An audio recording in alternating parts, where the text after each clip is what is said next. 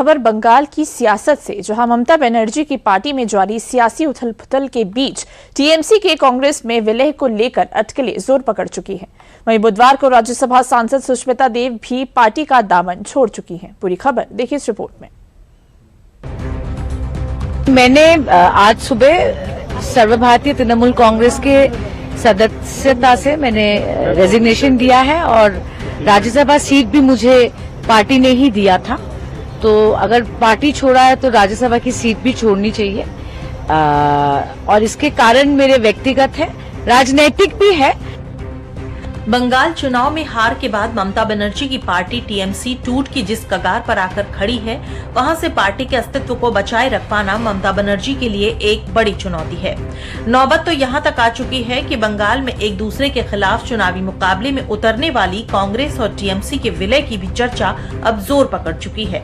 आज जिस प्रकार की डेवलपमेंट्स हमने देखी है, टीएमसी तो कुल मिलाकर टीएमसी का मतलब बन चुका है टुकड़ों में कांग्रेस। मतलब हर एक घंटे से कोई उनका सांसद छोड़कर जा रहा है कि कैसे कांग्रेस पार्टी ममता बनर्जी और अभिषेक बनर्जी को ह्यूमिलिएट करी। भाई उनका दर्द तो पुराना है।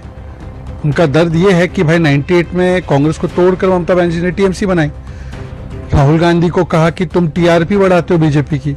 अगर राहुल और अभिषेक एक साथ आते हैं तो अच्छा है। वो दो युवा नेता, उत्तर प्रदेश में तो उनका काम नहीं हुआ अखिलेश और राहुल का, तो कम से कम अभिषेक और राहुल ये एक नई फिल्म बना सकते हैं।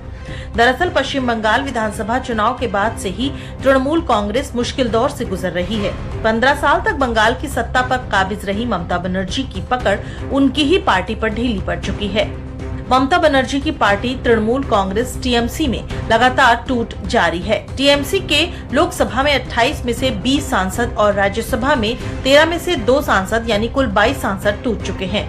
बुधवार को राज्यसभा सांसद सुष्मिता देव ने पार्टी और पद से दिया इस्तीफा। 8 जून को सुखेंदु शेखर ने राज्यसभा से इस्तीफा दे दिया था, पार्टी भी छोड़ दी थी। 3 जून को बंगाल के 80 में से 58 विधायक अलग गुट बना चुके हैं। इस गुट ने ऋतुव्रत को अपना नेता बनाया। ऋतुव्रत ने बुधवार को दावा किया कि उनके पास 64 विधायक हैं। क्या मार्जिन, हम लोग असेंबली में हमारा जो लेजिस्लेटिव पार्टी है, हम लोग तो कांग्रेस में नहीं जा रहे हैं। और जहां तक मेरा जानकारी है, पार्लियामेंट में जो एमपी लोग हैं वहां भी 2/3 से ज्यादा लोग तो कांग्रेस के साथ मार्जिन नहीं हो रहे। तो कौन किसका मार्जिन? पश्चिम बंगाल में जारी इस सियासी उथल-पुथल को लेकर ही टीएमसी के कांग्रेस में विलय को लेकर अटकलें जोर पकड़ चुकी हैं, क्योंकि एक ओर जहां टीएमसी से नेताओं के इस्तीफों की झड़ी लगी हुई है, ऐसे में बीते 48 घंटे में दिल्ली में ममता बनर्जी और अभिषेक बनर्जी की 10 जनपद की परिक्रमा इन अटकलों को हवा दे रही है। सबसे पहले सोमवार को ममता बनर्जी की इंडिया गठबंधन की बैठक में कांग्रेस की पूर्व अध्यक्ष सोनिया गांधी से मुलाकात होती है। फिर 24 घंटे के अंदर ही मंगलवार को ममता 10 जनपद एक बार फिर से सोनिया गांधी से मिलने पहुंच जाती हैं। अब बुधवार को एक बार फिर से अभिषेक बनर्जी सोनिया और राहुल के चौखट पर पहुंचे।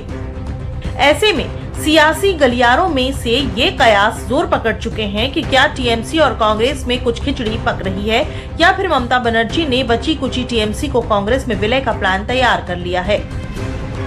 इस बीच कांग्रेस संगठन के महासचिव केसी वेणुगोपाल ने जानकारी दी है कि इस राजनीतिक घटनाक्रम पर चर्चा करने के लिए 11 जून को दिल्ली में कांग्रेस अध्यक्ष मल्लिकार्जुन खड़गे की अगुवाई में एआईसीसी महासचिवों, प्रभारियों और पीसीसी अध्यक्षों की आपातकालीन बैठक बुलाई गई है। ऐसे में इस बैठक को टीएमसी में उपजे संकट और कांग्रेस में विलय से जोड़कर देखा जा रहा है। हालांकि अभी सिर्फ ये कयास है जिसको लेकर चर्चा जारी है। ऐसे में आने वाला वक्त ही बताएगा कि ये कयास सच से कितना आसपास ठहरते हैं।